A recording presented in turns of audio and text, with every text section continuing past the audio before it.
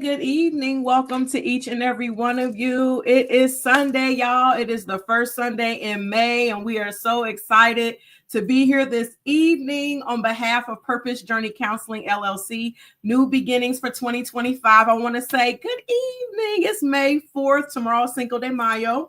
I know most of us will be working, but it's a new month. It's a new day, and we are so grateful to be here with you this evening. My name is Dr. Ntatu North, and I am the owner and one of the therapists of Purpose Journey Counseling, LLC, which is located in Cincinnati, Ohio. So as you're tuning in, just go ahead and come on in. We are live. It is 7. We're a little bit behind schedule. Had a few technical difficulties, but praise God, we're here. But it's a little bit after 7 p.m. Eastern Standard Time on this wonderful evening. And we are live. We're live on Facebook. We are live on YouTube. And as we're sharing now, I'm posting the link to the YouTube link for the broadcast to Instagram. So we ask that you take just a few moments while you're tuning in to like the broadcast. Please follow us on your preferred social media platform. Please subscribe to our YouTube channel. And also let's share. This evening is going to be phenomenal. Like, I know it's going to be phenomenal. So I encourage you right now to go ahead and share it with your young people, share it with everybody that you know this evening. We have some phenomenal guests this evening that are joining us. And I'm just excited. So let's share, and let's also interact and engage in the comment section as you're coming in. Go ahead and start doing those things. What we do ask is when you interact and engage in the comment section, all we really ask is that you are respectful in your comments as we are engaging with each other. So again, as you're coming in, let us know you're here in the comment section.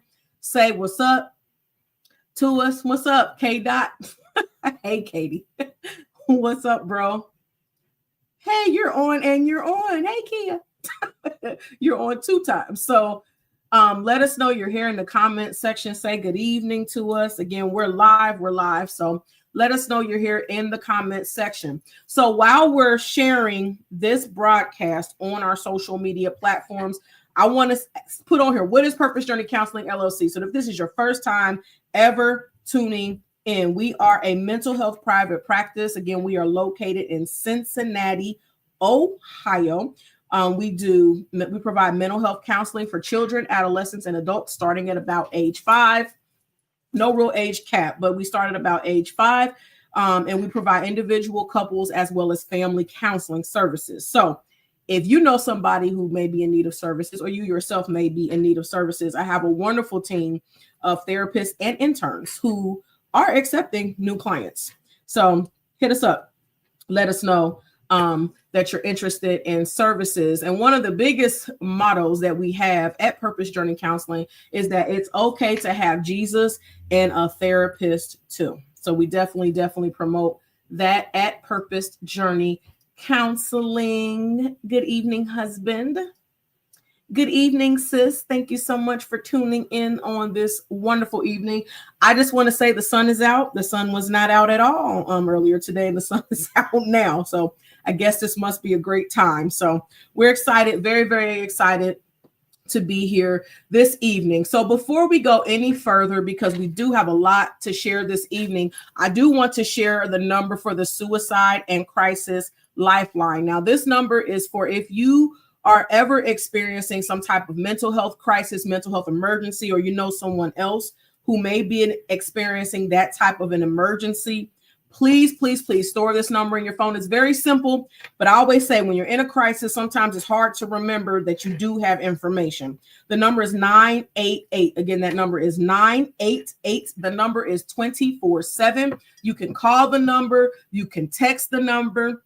There are people readily available to assist you any time of the day. So please, please, please make sure you have that information stored in your phone if and whenever you may need it or someone else may need it. Good evening. Good evening, Keys. Good evening. So we're going to go ahead and kind of get started here. Again, I said we have a lot to share this evening. So if this is your first time tuning in, welcome. If you are someone who watches us all the time, we try to have our monthly podcast entitled # from a Christian, # from a therapist with Dr. Ntatu. And this is episode 23 entitled, Can You Hear Me Now? This evening, we have some guests who are very, very near and dear to my heart, all of them. And they're teenagers, and they could be doing anything else on a Sunday evening, but they're going to be spending some time with us this evening discussing some very, very important topics. This is why I said grab your young people. And if you're a parent, if you're an auntie, if you're a guardian, you definitely need to be on this evening. Good evening, sis. Good evening. So please, please, please grab your people while we're tuning in. But first, I want to welcome our co-host for this evening. She's one of my favorite people. She's my sister, and I love her. Miss Kia Cannon, I'm going to go ahead and bring you onto the screen here. Now, she's been on here several times, but she's the co-host this evening, so we're going to tag team this thing together. You want to say hello to the people? Hi, people. Well, welcome. Thank you so much for agreeing to do this. I greatly, greatly appreciate you, as always. And now we're going to get ready to welcome our guests. So I hope and pray you are camera ready. So let's welcome our guests. I'm going to bring them on all together, and then they're going to introduce themselves. Just going to tell you how old they are, what school they go to. That's all they're going to say. So here we are. Good evening, Kings. Hi. Hello. Would you guys like to introduce yourself this evening? Oh, well, I'll start it off. My name is Chris, and I'm 14, and I go to SEPA. Welcome, Chris. Welcome back, because you've been here before. Am I going next? Yeah. Okay. I'm Rajon. I'm a Dr. Ntatu's son, and I'm 15, and I go to Winton Woods High School. Welcome back, lady. I'm Aria. I'm 14, and I go to CHCA. Are you related to? Well, you're related, really. Is there anybody that's really, really special on here for you, maybe? Well, I'm Kia's daughter. Oh, well, welcome, Kia's daughter. I want to say that you have her face, but I just want to say that. Well, welcome you all. We really, really do appreciate you being here this evening. So before we get into some heavier questions, I just want to do a little icebreaker, really quick. I don't know how well. Okay, let's just say this. What's your favorite TikTok dance? Ooh. You don't have to do it. Just tell us what it is. And we gonna see if we know. I have no type of rhythm. I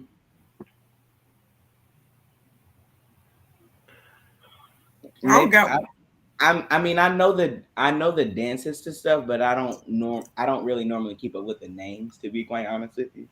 Yeah, I don't know. Well, get up and do it. No, I'm just kidding. Oh, okay. I was like, what? So y'all don't have a favorite? No, not really. I mean, I just kind of have one. I have ones that I like, but I don't really have like a, like preferred one. Yeah. Okay. Do y'all have a favorite musical artist? Oh, Ty Tribbett, hands down. Ty Tribbett is one of my favorites. Frank Ocean. Who? Frank Ocean. Frank Ocean. Okay. What about you, Rajon? I didn't hear you. SZA. Okay. All right. I guess that was an easier question. So that was our icebreaker for this evening. There's a few more people who said what's up. So I'm not exactly sure by that comment, but I I'm like, I don't know what she's talking about. What's up again, bro? Yes, we are all family. And good evening, sis. Welcome. Thanks for tuning in. So this evening, like I said, so all of these wonderful, wonderful young people are all at various different, points in their life. They are involved in different things, but we really wanted to bring them together this evening to kind of shed some light on what it's even like being they're 14 and 15 years old, essentially. And two of them are on the way to high school in the fall, and one of I know, and one of them is almost halfway through high school. So I feel a way about that too. But we wanted to give them an opportunity to really share some things with us on this evening. So I'm going to read a quick scripture because this is our kind of our background. Ephesians 6:1-4, and I'm reading out of the Message translation. It says, "Children, do what your parents tell you. This is only right. Honor your father and mother is the first commandment that has a promise attached to it, namely, so you will live well and have a long life. Fathers, don't frustrate your children with no-win scenarios. Take them by the hand and lead them in the way of their master." And the reason why I chose this scripture is because it talks about the child's role, but it also talks about the parent's role as well. So there is a lot that goes along with all of these things. But we're going to go ahead and get started with our conversation for this evening. And I'll go ahead and ask the first question, and then we'll kind of take it from there. So, and we'll go in no particular order, but I do want you guys to, answer the questions. So, first question: do you think adults really want to hear from children and adolescents? And if not, what do you think is the barrier?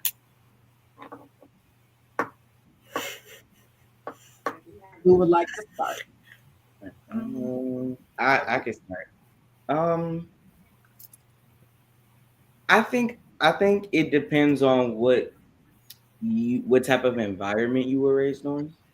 To be honest, because sometimes, like, if you were raised in an environment where you know you didn't really have a say, or you couldn't really say anything, you just kind of had to sit there and smile, then probably not. But if you were raised in an environment where, like, you had, of course, some stuff you still didn't have a say in, but some stuff you did, and the adults in your life actually listened to you, I think so. Okay, so kind of environmental. So maybe in some places, yes, some places maybe not so much. Hmm. Okay.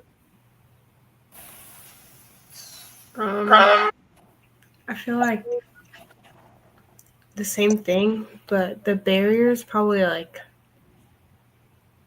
if the adults want to actually hear it, or just want to hear them say it, because I feel like the difference is like hearing something and then listening, and then hearing it and actually understanding it. So I feel like it's different if they actually care about it, I guess. Ooh, that's a very good point there. So sometimes they might ask you just to say they did, but not necessarily receiving what you said. I actually agree with both of them. I mean, like in some cases, like when I'm at school, some teachers like they just want to hear the answer, like not what they actually have to say. Like they'll actually, what do you think the answer is, and they'll say out the answer and they'll move on like, without hearing like how they got it. So I feel like I don't really think they do for some teachers or for some parents, and then some others do. Okay. So, how do you feel and how do you handle when you bump up against that barrier of being asked what you have to say? How do you feel when and if you feel like the adult that's asking doesn't hear you? And how do we, as adults, help get past that? Uh, as far as how I feel, besides like the obvious one, unheard, I guess more of kind of like it doesn't even matter to speak at that point, because if at that point it's like just you're just talking to hear yourself talk, like it's not going nowhere. It's not even going in one ear and out the other. It's just So, and as far as how I deal with that, most of the time, if I feel like I'm not being heard, I try to stand up for myself. But then if it gets to a point, I'll I'll have to walk away because I know me. So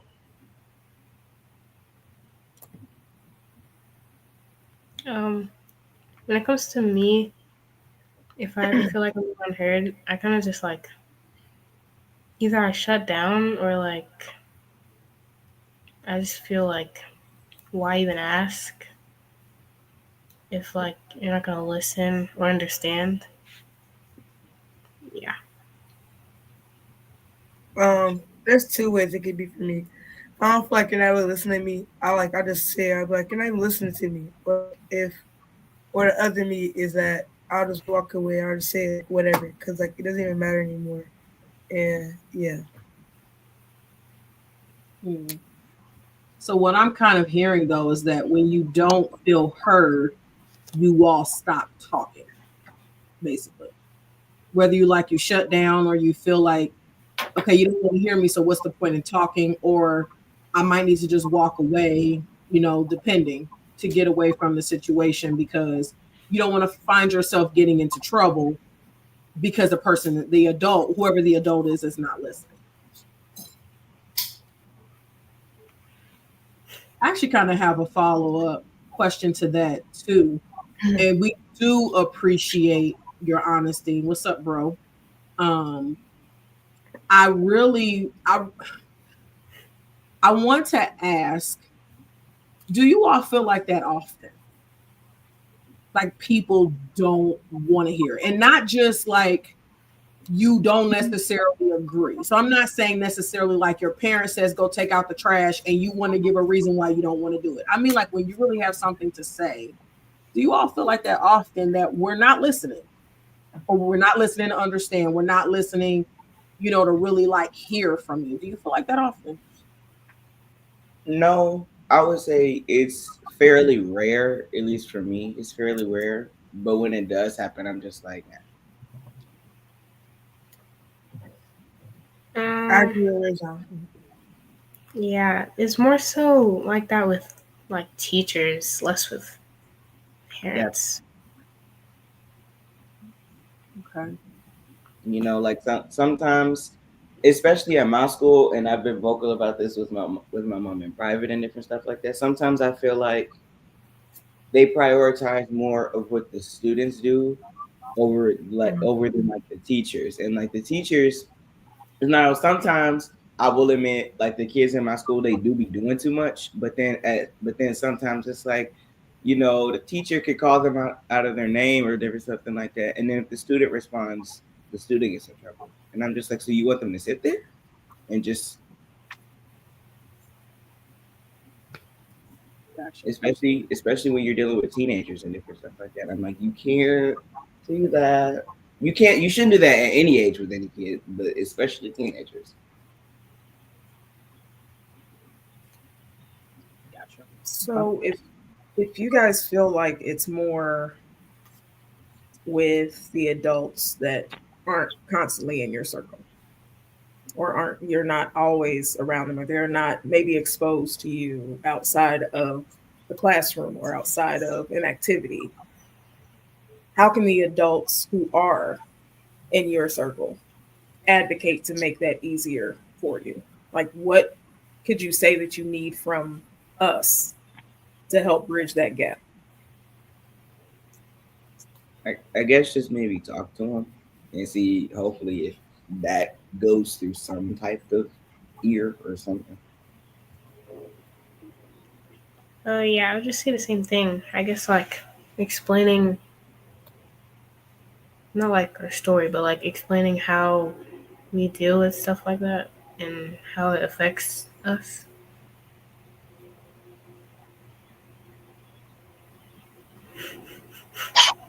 I I'll am take Chris's not nodding head, right. right I'm as going agree. to agree.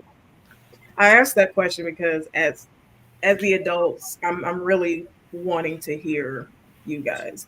But as the adults, I can also see it from our perspective. And unfortunately, a lot of times adults just have trouble hearing children, just in general, for whatever reason. But if we can be that middleman, if we can be that kind of translator for you, then hopefully that helps make the situation easier. And on the flip side, we could also see it in a way that helps us help you find better ways to deal with it, or less stressful ways to deal with what you're coming up against. So, thank you. Mhm. And I would say, yeah, to kind of piggyback off of that, I we hear the fact that, like you're saying, it's not so much the people, the adults you're closer to, is the ones maybe you're not. They don't know you, because like a teacher can know you in an educational setting, but it's not the same as like an auntie, a parent, those adults that you're around more often. But lean on us, the ones that you say we do listen to, like he is saying, like to bridging the gap. Lean on those of us that do. I know I tell my kids all the time, when you have issues with in school or with adults, let adults like deal with adults. And I know that's a challenge because we're in the moment, it's not necessarily the easiest thing to do. But lean on the adults that do listen, so that when we have a conversation, you can bring the issue, concern to us, and allow us to try to bridge that gap for you, because we do want to. We definitely do want to. Okay.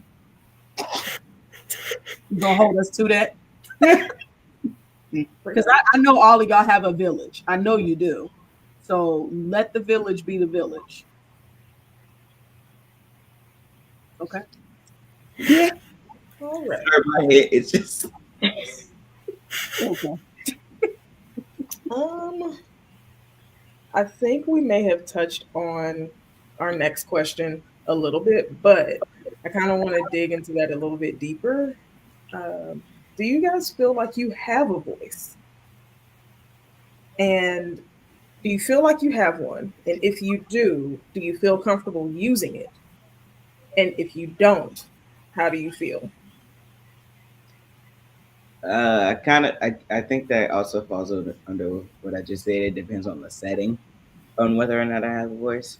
At home, sometimes, which is understandable because you don't need to for everything. But for like at school, uh, I can't even really say occasionally. To be completely honest with you, no, not really at school. And when I don't have a voice, or like, because my y'all know me in real life, so I try to speak. I often speak up for myself, especially if I feel like something is unfair, or something isn't right, or I feel like somebody's not being treated away in a way that's respectful. I'll be respectful and speak up for myself, but then it's hard to do that as well, because when you're trying to speak respectfully and you're met with disrespect at the same time, it kind of counteracts what you're trying to say. So, you're trying to be respectful, you're just like, I don't like it when you da da da. And they're just like, well, I don't think that you, so so it's just like it's 50-50 for me. Okay. Um, I think for me, I I think I had a voice. I just didn't know how to use it until like a year or two ago. Just because I was so like I didn't really have a say, or not that I didn't have a say. I just didn't know what to say anything that happened, and I feel like now I know how to use it more. And when I do, I mean, most of the time it's positive, but um, it's not too bad. But I mean, when I don't, it's like kind of like I'm stuck. Like I don't have any way to let any emotion or anything out. And yeah. Um, I say yes. Like I feel like I do have a voice, but like when I use my voice, people say it just comes off as disrespect. Like yes, like when I hear myself, it does sound like a disrespectful tone. Like I don't mean it as that. It's like especially at school, if I like try to say something back or something, or try to tell teachers like it wasn't even me, they would like take it as disrespect, and they would be like, "You're on strike too," or something like that. And so it's like at this point, I might as well just not say nothing because it's gonna get me even more trouble. That part is one. So what I'm hearing from you guys in particular is that you have a voice. It's just a struggle knowing when and how to use it. Um, and to be honest, as teenagers, that's to be expected. um, I'm trying not to go full like proud mom right now, but that's something that as at this stage of your life, it's something you're supposed to be learning is how to hear your own voice and how to use it properly, even if sometimes you do it wrong. Um, Making mistakes is how you learn. But the fact that you know I can speak up, I can address what I need to address, it's just a matter of how. Um, and again, try not to go full proud mom, but I know there have been times when sometimes you're not using your voice just for you. You may have to use your voice for someone who hasn't found theirs yet. Mhm. And that's a difficult space to be in too. But again, this is the time of your life when those lessons are coming through. And again, I'm sorry, I gotta say it. I'm proud of all y'all. Yeah, no, we are.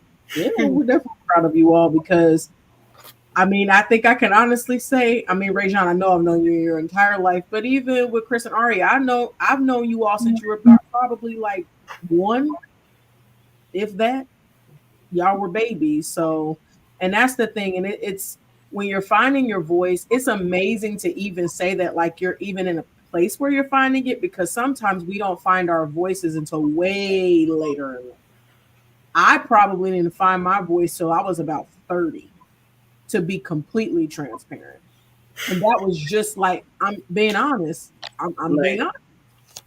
30, 11 years ago, because I was shy. And then I was more concerned about what people would think about what I had to say than what I really should have said. So a lot of times I didn't speak up or I didn't say certain things because I hadn't found my voice yet or I wasn't comfortable. And maybe it was like it was there. And sometimes I didn't know what to say. Sometimes I didn't know how to say it. But I think even more than that, I was more concerned about what somebody else would think if I said it. So I applaud you all tremendously for even understanding the importance of doing it now. And you'll still evolve and you're still going to grow and develop and change. And yeah, therapy does help that too, for sure. And you'll evolve and change over time. And that voice might sound different. Well, it should sound different at 25 than it does at 14 and 15. But it's good to even be trying to hear that voice now and be comfortable in using right. it. Right. So, any more thoughts on that question before we move to the next one? Okay. So the next question we've kind of touched on like challenges you all have faced with talking to adults, particularly adults that don't personally know you. I know the academic setting is a challenge. I am not an educator, so I cannot speak on behalf of educators, but I know that's a challenge because there's lots of different, students, personalities all in a room at the same time. So I know sometimes you might not be met with maybe a more welcoming banter when you're asking a question or something like that. But I do want to touch on this because the scripture does talk about honoring parents and things like that. So I do want to touch on what is the benefit of boundaries and rules. And I mean that in terms of the boundaries and the rules that adults and like whether it's your parents, grandparents, teachers, what do you think would be the benefit of having those boundaries and rules in those relationships? or situations? Just like for me, it's just plain and simple, not creating chaos. Because if you don't have rules, regulations, or boundaries for stuff, it's just like it's gonna be pretty much all over the place. So I feel Um, like it goes both ways. Sorry, my bad. I was gonna say, yeah, definitely like keeping stuff orderly, and then I think boundaries, as for like set boundaries from parents to like kids. I think reducing like early exposure, or like, because like 6 years old or something, you're not really seeing the real world or anything. You're just seeing what you're limited to. And I feel like the boundaries are very like needed, especially for younger kids. So it's helpful for like their mind to grow at the rate that it's supposed to, instead of being rushed and like seeing like violence or whatever, and just like seeing stuff as you experience it.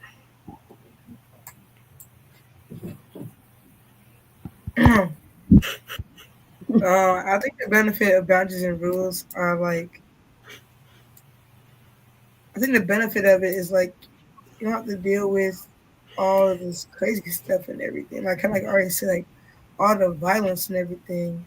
Um, like how Mr. David just said, like boundaries are necessary for everybody because you never know, people can take it like really too far or just go out of pocket about it. So it's like, yeah, that's the benefit of it. Yeah, that's also why I applaud teachers because I also been vocal about this too. Especially with like it comes to like fights at my school. Because if you hit me, I hit back. So like I'm breaking up a fight, I'm trying to break up a fight somehow or some way somehow I get in the face. I hit back. So that I applaud teachers for that and security guards in my school for breaking up fights because it could not be me.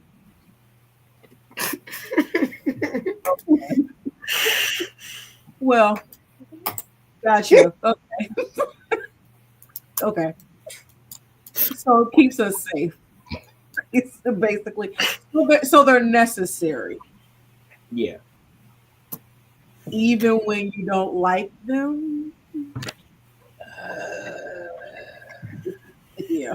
Yes, they're even when you don't like them, even if sometimes they could be stupid. But yes. So Are you laughing? I admire the fact that even though in the previous question we were just talking about how sometimes you feel unheard by teachers, but you can still recognize where they're doing what they need to do in support of you guys and your safety and things like that. So that's Yeah, big. because sometimes kids at my school they do be tripping a little bit, but I do I a lot of the times whenever there's like an issue or something, I try to understand both sides, even if the person I'm having trouble with I don't necessarily care for. I try to still understand both sides, just to like get the full picture. Because if you're only understanding your side, then how you supposed to, you know?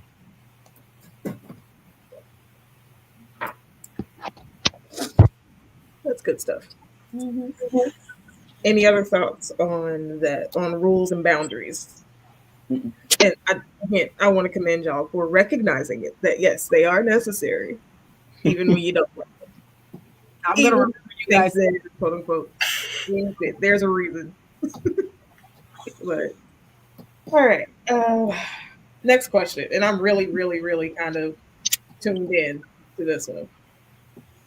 What have you guys been taught about expressing your feelings, or about expressing feelings? Period. A hard one. What have you been taught? I've been taught that I've been raised in a household where it's okay. Like I'm trying to think of actually a way to put this question. Other than like I've been taught that it's okay to have feelings and it's okay to express yourself. Because I feel like I found myself. Okay, I found it. I feel like if you're not in an environment or if you weren't brought up in one where it was okay to, you know, feel depressed or feel sad or, feel angry for a minute so you have to step away, you know?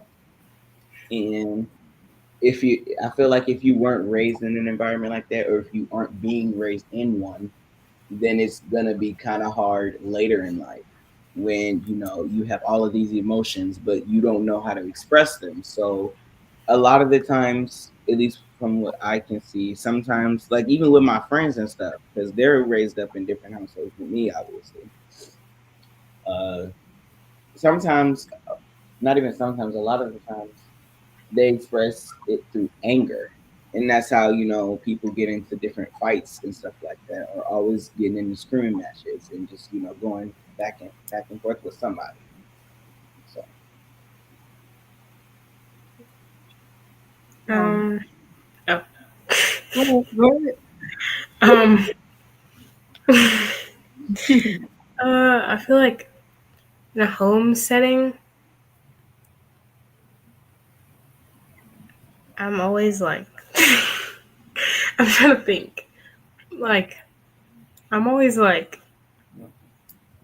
I guess told to like express how I'm feeling instead of just like holding it in or not or feeling like I can't express how I feel. Like it doesn't matter. Um, but in like for other like environments, I feel like whenever we as like teens or like young adults express how we feel, it's like the people around us make it feel like it doesn't matter because they kind of like the last couple questions they kind of just brush it off or like listen but don't hear it and like they'll pay attention to what we're actually saying and what kind of feeling we're like giving off. do you mean like they just like listen, like just to say that they were listening to you? That's what you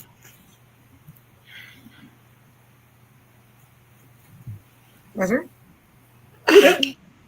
What I've been taught is don't take your anger out on everybody, especially someone that hasn't really done nothing to you. Like, for example, when I'm mad at my mom for something, and then my little brother who just come in and start messing with me, I really take my anger out on him because I have no way to take it out on him, sadly. Um, but I just always been taught like just don't let people get to you and let people make you that mad because it's not worth it. And you're just giving them what they want and the attention that they want, and it's a waste of your time.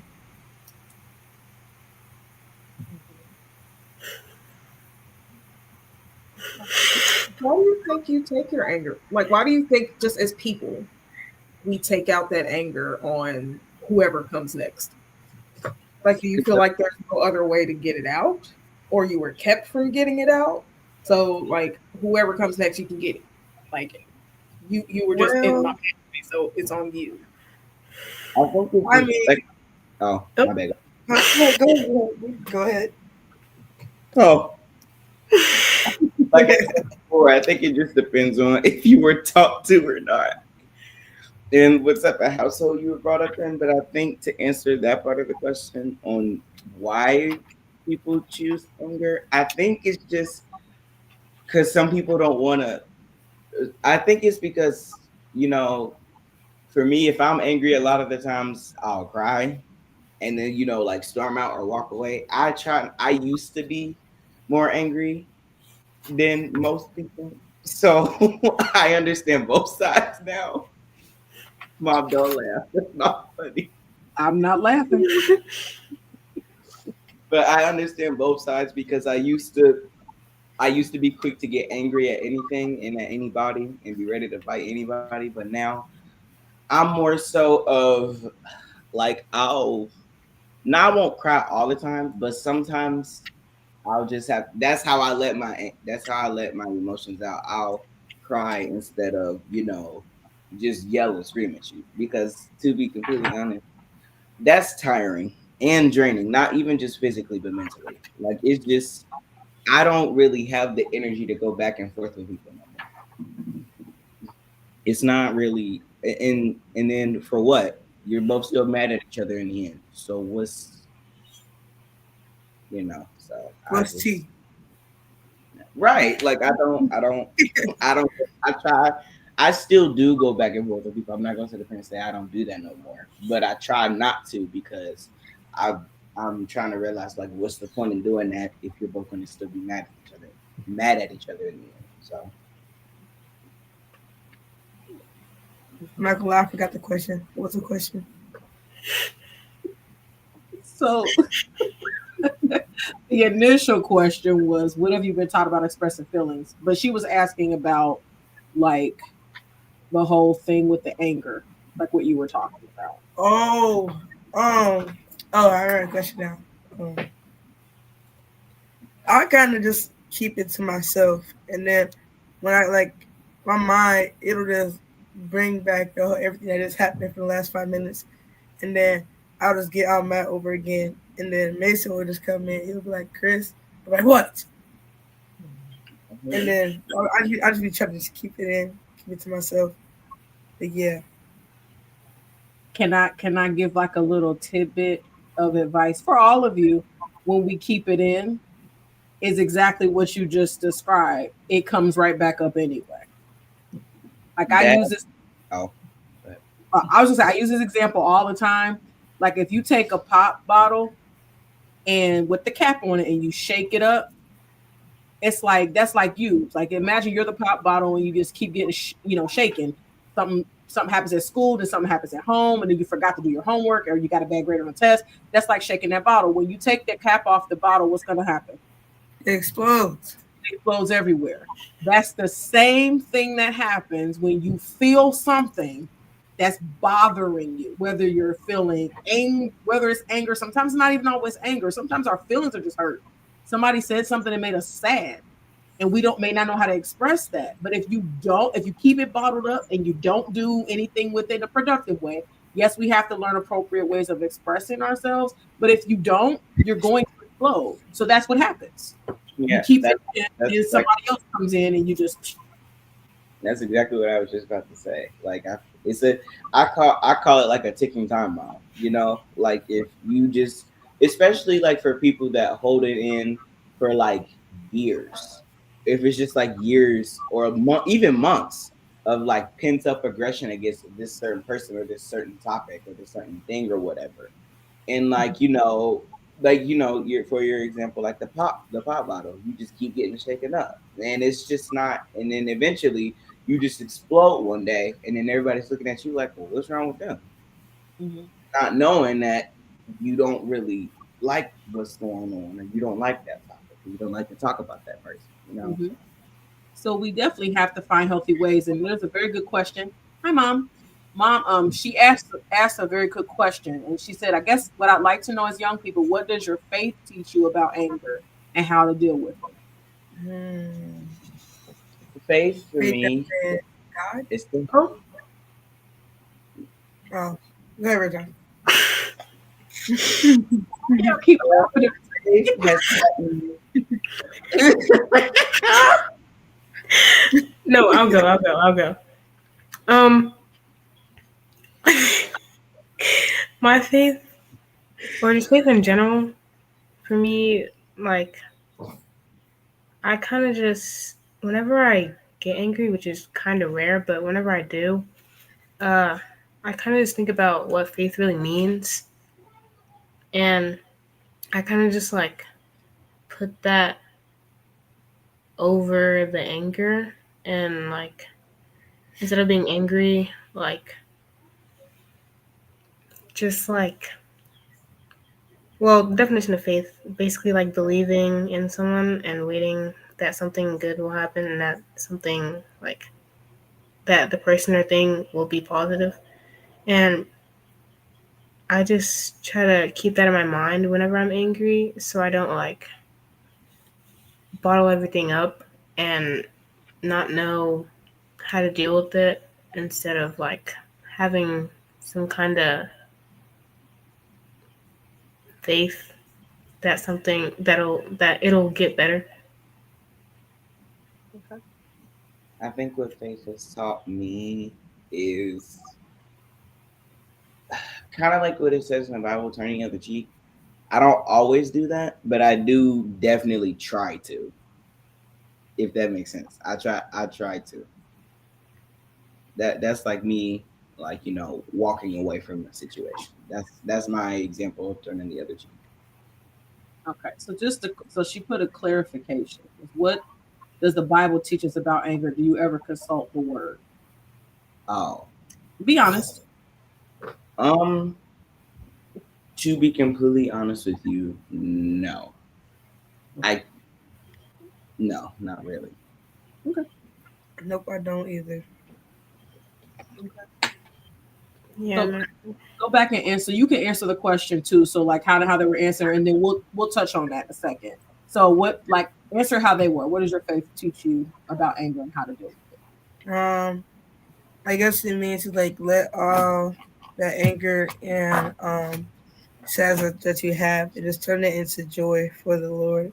In my opinion, turn it into happiness instead of being mad about stuff all the time. Just breathe and let it all out and just move on from it because the faith is bigger than your anger. That's just how. Yeah. and just to kind of touch on this just briefly, I mean, there's several things, but just one thing the Bible does talk about being slow to anger. So crying really hard, not to allow yourself to become easily angered by things people say and things people do. And the Bible even talks about, when I always like to quote Matthew 18, it talks about even how to handle when we have conflict with each other, how we're supposed to go to our brother and sister to try to resolve the conflict. So even the Bible teaches us not to hold on to it. It's not to go in, we're supposed to be slow to anger, but if there is an issue with our brother or our sister, we're supposed to address it. It even talks about bringing somebody else with you if you have to address it. Not to confront, not to, not to be messy, but it does talk about that. So the Bible does teach us about anger itself is not bad. It's not wrong. We often just get in trouble because we don't know how to express it appropriately or we bottle things up. And sometimes it's not even anger. Again, like I said, a lot of times it's hurt feelings. Our feelings are just hurt. And it's a lot harder to say you hurt my feelings than you just made me mad. It's a lot easier to just say you made me mad. And now I'm angry. Now I'm upset. And now I'm ready to argue with you. Um,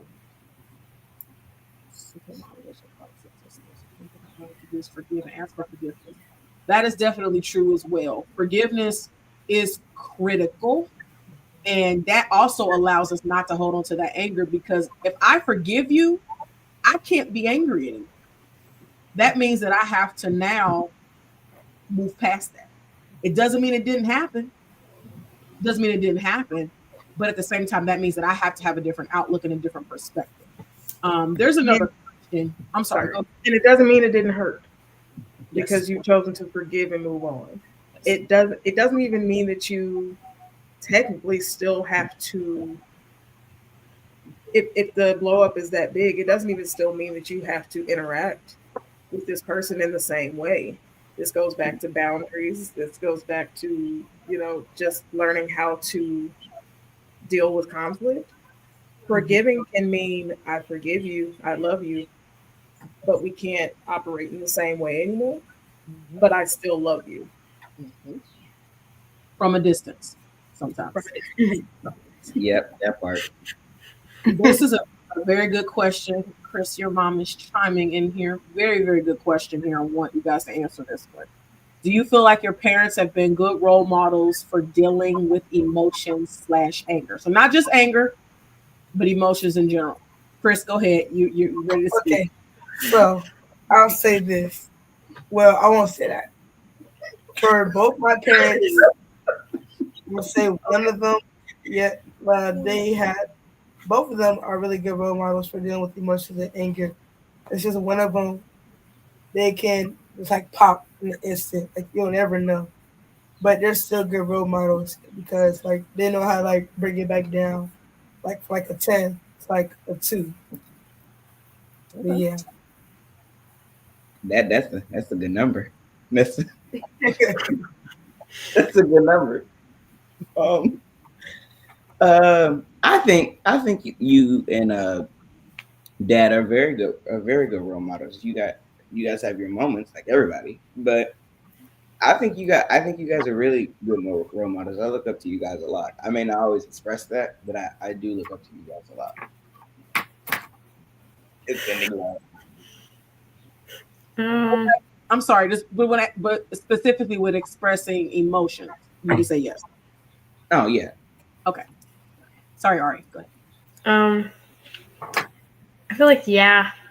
Um, I think most of my like coping mechanisms or whatever when I do get angry come from my parents just because since they know the real like not the real me but like the way I act all the time. No, no. Perfect. No. I meant like they know how I act like all the time. So like they most of the time they don't really show me. They kind of just tell me. Like most of the time they notice when I'm angry and they like tell me how to deal with it and like what to do or like say what I'm feeling and yeah.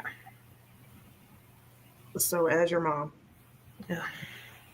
I'm hearing you say we told you, but have we modeled that for you? Have you seen that in us? Oh yeah, Okay. definitely. Okay, and I know this question. Well, thank you, sis, for that question. That's a very, very good question. I know you guys were not prepared to answer that question because that was, kind of an on-the-fly question. And I know it's hard to probably answer that question on here. Two of you have your parents on here, and TTs and godparents and everything right on the screen, and everybody's watching, so it's kind of hard. But I do. We definitely want to encourage you. If we're not modeling it. And granted, we're not going to be perfect either. But if we're not, or if there are ways that you all think you need to see or understand better, please tell us. Again, going back to this whole village of adults, because like I said, I know you all have a village. So please use your voice to let us know, like, hey, I'm not really sure how to handle anger because I see you on 10 all the time. Maybe you bring it down to 2, but I would really like to see what does it look like when you don't even get the 10. Can we like maybe stop at 5? Please ask those questions. Um, okay, I see a question. We're actually going to ask that question. So I say you're getting a little ahead of us there, bro. hold on, Q. Hold on one second because we're gonna get to the question. Hold on, I promise. We come back to that question. So too far. so let's go to this. We're going to ask a couple more, and then we're going to be able to cover that question, Q, that you just asked. We did see it, but we got that question. So the next one, what do you feel like we don't know that we should know about you? And that's in terms of like how to talk to you, what you need from us, all those kind of things. Like kind of getting to the core of who you are. That's kind of explaining what that question means. Oh, I saw your hand raised, Christopher. Well, the initial answer was you guys may know me as a very loud person, but when I get not around you guys, I'm a very chill person. But to answer this actual question, is I don't really like getting yelled at. When I get yelled at, it just irritates me. And then all I want to do is go into my room. Um, I really just like when people yell at me. I don't like when people say I'm being disrespectful, like when I'm trying to like talk to you like genuinely. And yeah, I think I feel the same way as Chris. I really dislike being yelled at. I don't like. I feel like some things I'm like, okay, I can understand, but not everything has to be like above an octave. You know, if that makes sense. What? Why you? It makes sense. Go ahead. Okay, I'm just saying like not everything has to involve like raising your voice. That's basically what I'm trying to say. Not everything has to involve like sometimes you can just say it like in the same tone to how I'm talking too. It doesn't always have to be I told you da. So Um, for me, I think getting like, well, kind of like they said already, just like being yelled at and being like manipulated and then thinking you did something wrong.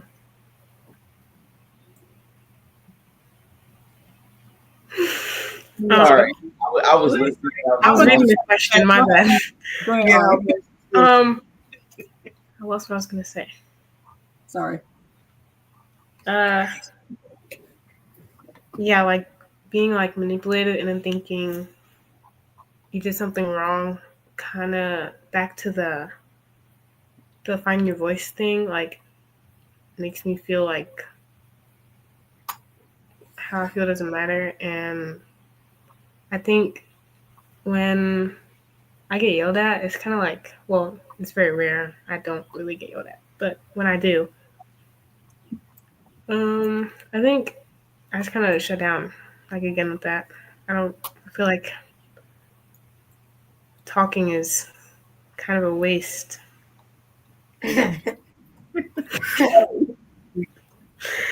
Um, especially in school settings, because like first of all, I rarely even like the people that are in school settings, so I'm not going to talk to you anyway.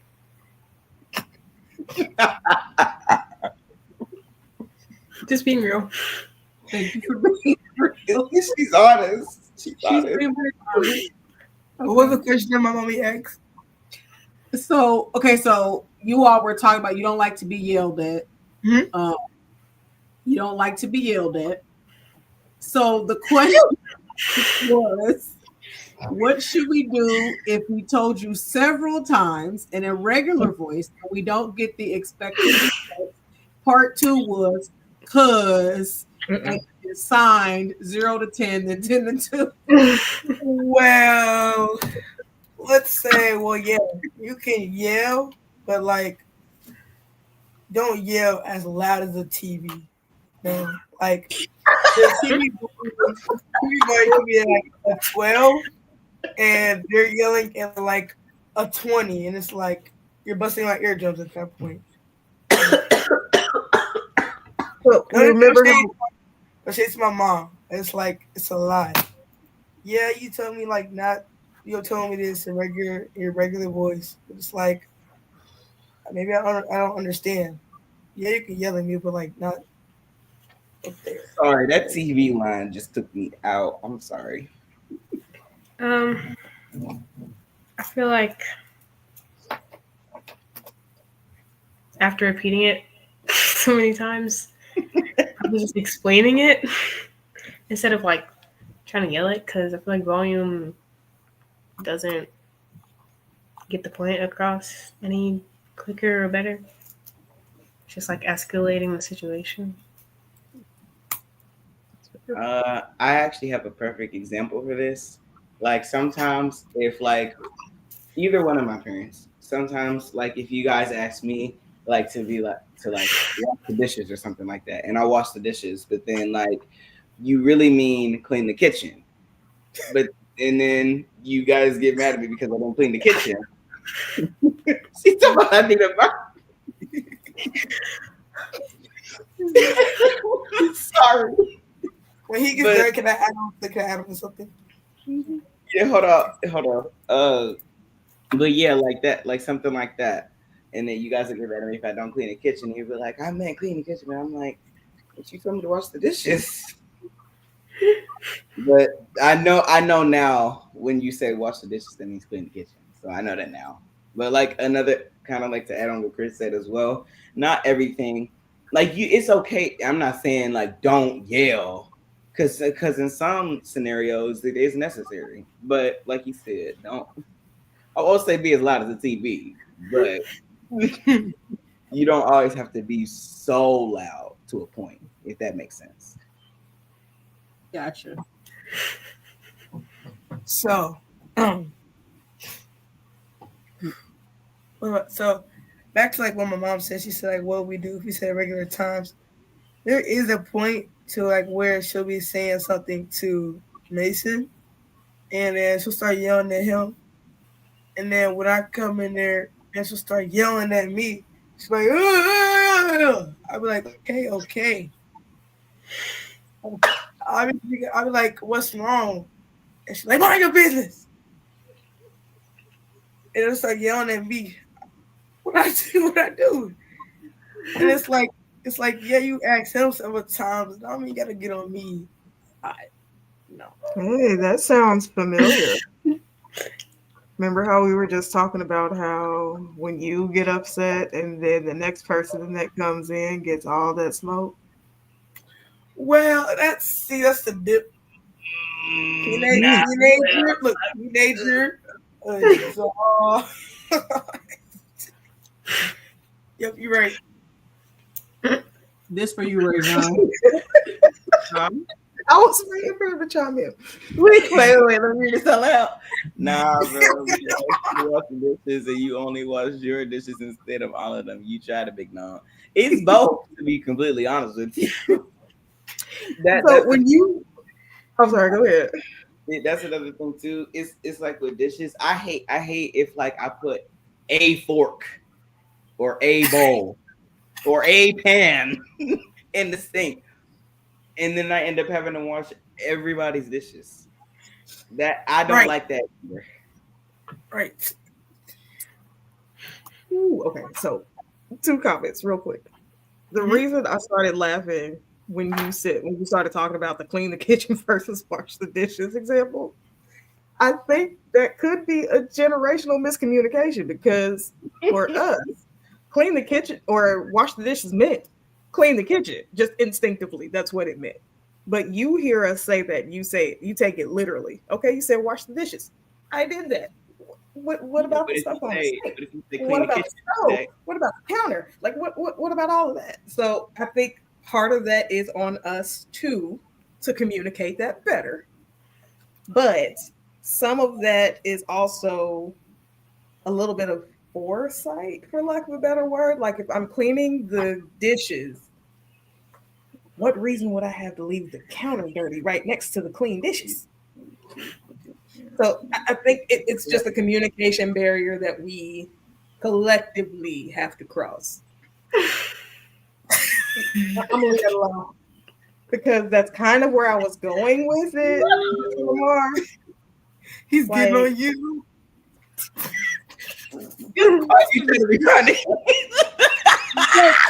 So this goes along with what you're saying. Do you communicate with us when you don't understand? Okay. Oh yes, I try. But then I don't understand this. She's like, bruh. I'm just trying to understand. And then she'll be like, do this, do that, and do that. I'm like, okay. But then when you say okay, do you do it? Yes. No. Yes. Who said no?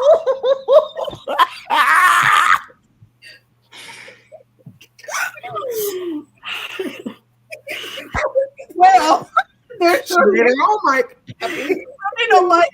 Thank you. Who just screamed no? Oh my gosh. Well, that's mom in the background. She just there you go.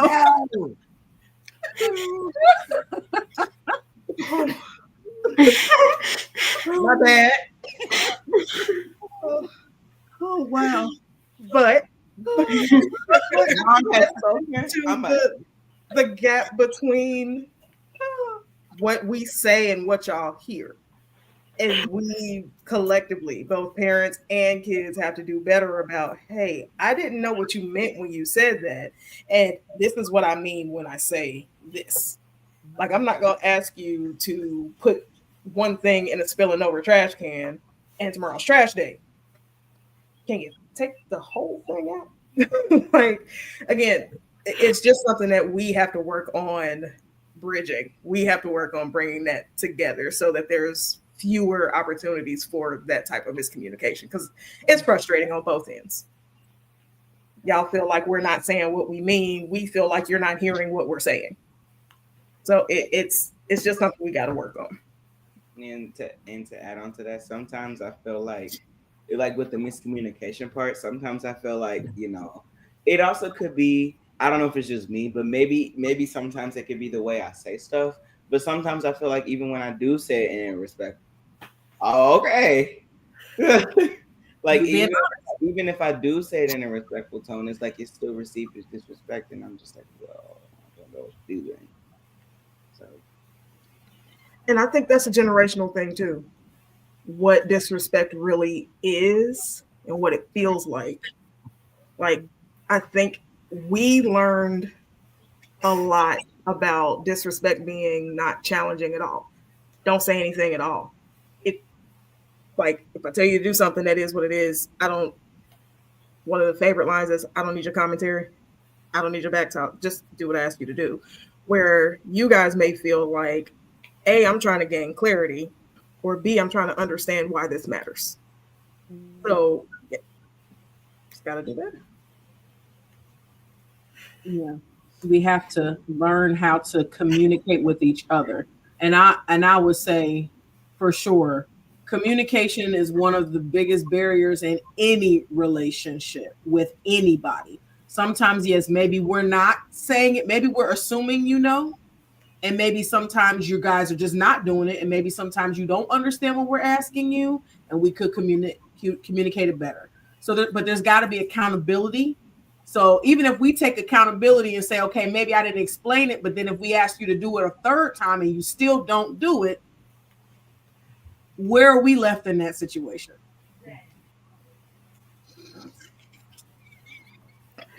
Like me, right? Oh man. Okay. So we can hear you in the back. Hey. yeah, do you want to ask the last question? And this goes to Q. This was your question too, essentially. All right. So we talked a lot about your voices and learning how to use them, finding them first of all, what we need to know about you. Now, as parents and as adults, how can we, the people that are closest to you, the adults that are closest to you, help support you to become the best versions of you? What do you need from us? Um, I think for me, when it comes to me, I think just hear me out on certain stuff. Like I'm not saying like everything I say is, right. I'm not saying I'm always in the right, but like just hear me out on certain stuff so that you can see why I said what I said or why I think what I think. And that goes both ways. So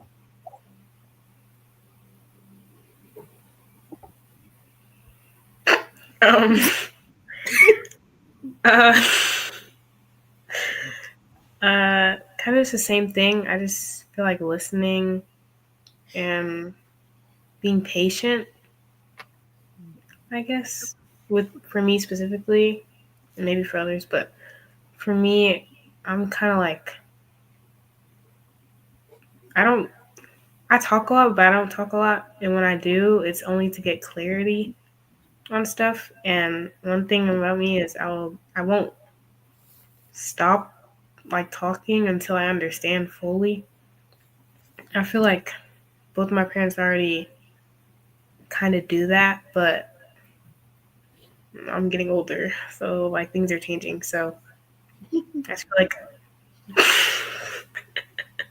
um, a little bit more like listening and like engaging with what I'm saying, probably.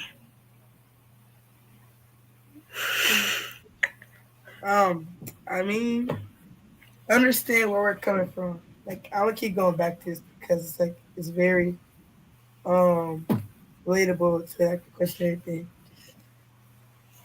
Whenever it's like I just wish like my parents could see like what happens when they're not in the room where I can see my brother.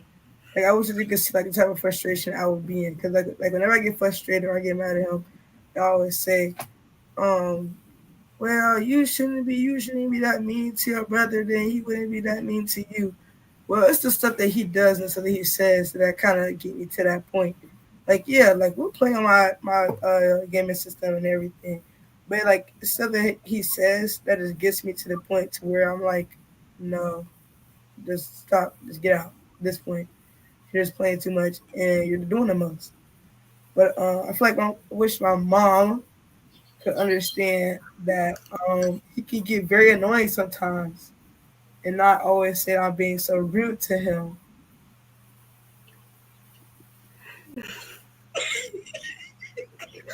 Who are you looking at, Chris? Are you in the room so that you can see her? Like what?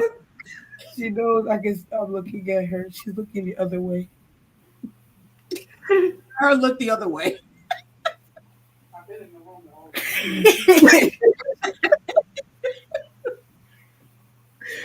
um, Oh man, this is great. there was a comment made by Miss Elaine. Um, for some of us, no, for all of us as parents, this is our first time parenting you as a child. We've never had a child like you. You are one of one. So we are learning you just like you're learning us. So just like you want us to have patience with you, especially as teenagers, we need an understanding that patience is warranted both ways because again, we're all learning each other, period. This is new for us. Like every time y'all say we're getting older, I'm a teenager, it's like a dagger. Like I'm not I'm not parenting my 6 year old little girl that likes, excuse me, um, that likes Doc McStuffins and likes to run up behind me. That's not who I have anymore.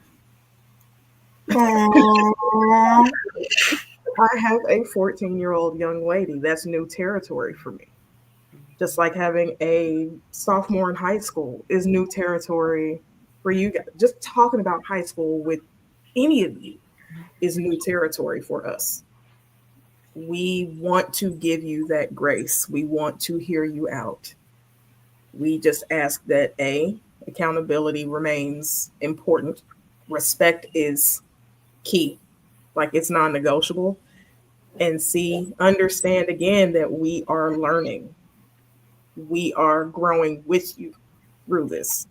So just like you need patience from us, we need some understanding and patience from you too.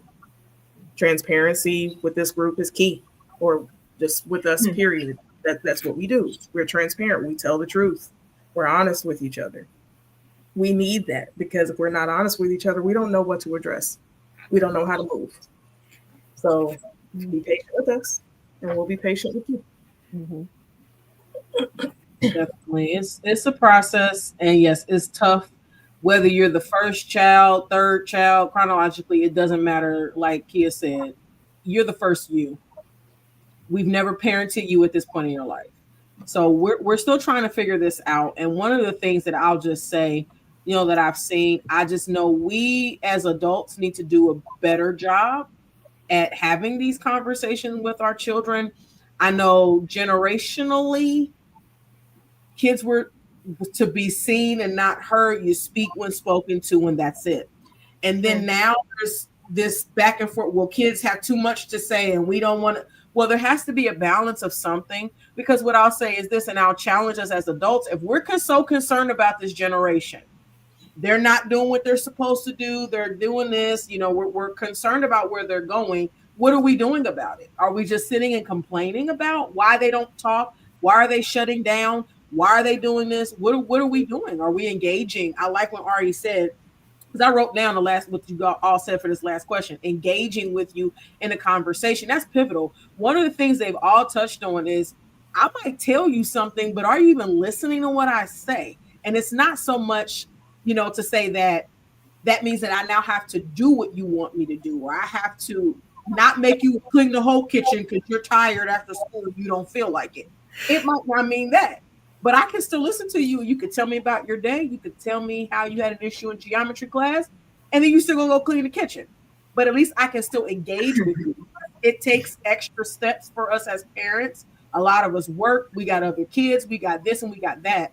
But because we're parenting our children at this age for the first time, remember, we don't get this opportunity back. Like these babies on here, they still babies. They're not babies, but they babies. They are babies. 14 and 15, they'll never be 14 and 15 again. So if we don't take the opportunity now at these ages to cultivate that engagement and cultivate that communication and cultivate and helping them understand that they do have a voice and teaching them how to use it, then we're missing the moment, and we're not going to get another opportunity to do it. And you all, same thing. You're not going to be 14 and 15 again. So you all have to use this opportunity to pull us aside and say, hey, mom, dad, nana, mama, aunt, uncle, auntie, can we sit down and talk for a second? Because there's something I got to get off my chest, or something's going on. It could be great stuff too, because this is not always about something bad happening. This could be something amazing is going on. You've decided what you want to do with your life and you want to share it with somebody. We want to hear those things too. We definitely do. But we've got to take these opportunities to do this and to engage. That's one of the biggest things I want to take away is engaging. Because that's what this conversation was this evening, was very engaging. And yes, we've been here for a while, so we're going to wrap up. But you all are phenomenal. I hope you all know that. You are absolutely phenomenal. And I'm not just saying it because y'all family. I'm saying it because it's the truth. Y'all are phenomenal. And we're not going to cry on here tonight. So we're not going to do things I love. Clock out, and then, clock in and clock out. But you guys are amazing. I don't have my tissue box near me, y'all. Not tonight. Gosh, I got some downstairs. You come get some. But you guys really are phenomenal. And we really, really, really appreciate you taking your Sunday evening to share with other people. Not even just us. It's for other people too. And we really, really appreciate that. I'm sure the adults who have been listening, or even if they're in the room and they're turned the other way and we heard that, we appreciate what you all have shared, because this helps us be better, helps us do better. Kia, I want to give you a chance to give any closing comments before we wrap up. Ooh. I'm saving my tears. Not yet. I'll save my tears. But I am proud of each of you. I have seen years of change, years of growth in the time that I've known you all. 2 of you since birth, and 1 of you has become like one of my babies since we met. So to see that you guys have not just grown physically, but emotionally and mentally does my heart proud. I love all of y'all. And I appreciate y'all for being willing and being open and honest to, again, like Dr. Ntatu said, share with other people who are going through some of the same stuff that you guys are dealing with. One question that we didn't kind of get to, but still was kind of touched on a little bit, or is kind of to wrap this up. Yes, you're doing this for you, but you're also doing it for people who are dealing with it and the people who are coming behind you. All but 1 of you have younger siblings who are going to go through this. So knowing that you are getting through it and learning how to go through this stage of your life will not only help you, but it will help them too. And it helps us. Mm-hmm. So I appreciate y'all for that. Mm-hmm.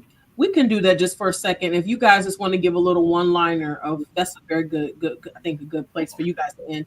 What advice would you give your younger kids, whether they're siblings or just cousins, anybody, younger people? What advice would you give? Something we'll tidbit. Just don't get too stuck in your phone. and your tablet because then your grades are going to start slipping, especially as you're getting into middle school because the work gets put on you every day. And they're not going to keep giving you the deadlines like, oh, you can just turn this in next Friday or like whenever you feel like it. Like when it's due, it's due. Especially when you're heading into high school and all that as well. You have to turn in your assignments and That be part. prepared High school. for the head. Yeah, high Amen, school. Chris. To piggyback a little bit off of what he said, high school.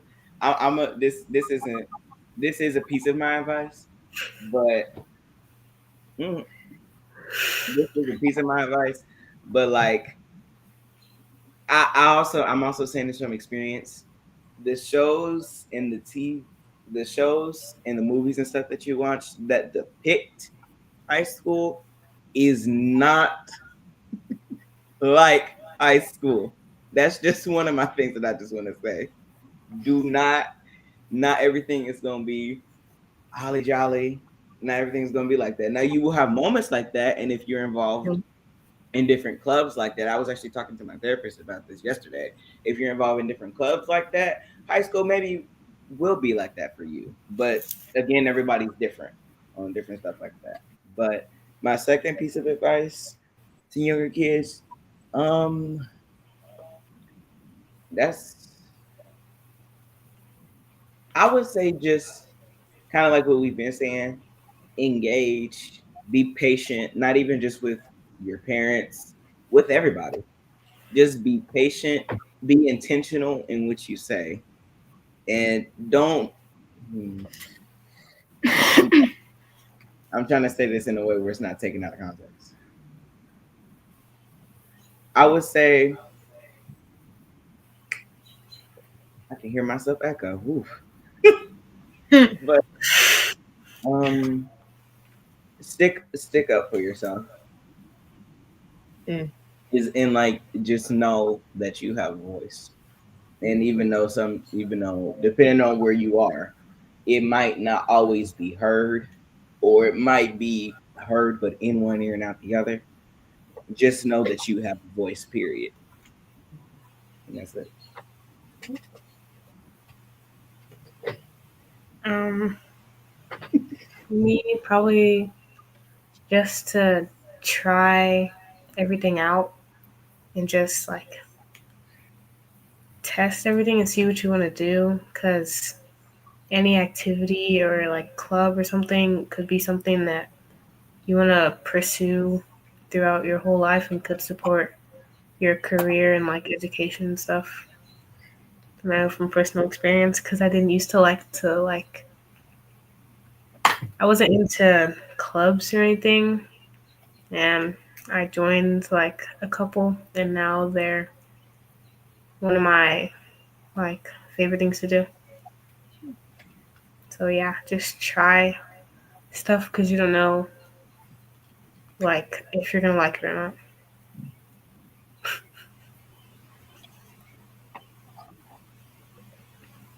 Yeah. Thanks for clearing up because we're not trying everything, just Jesus. What a bit. She clarified. She clarified what she meant.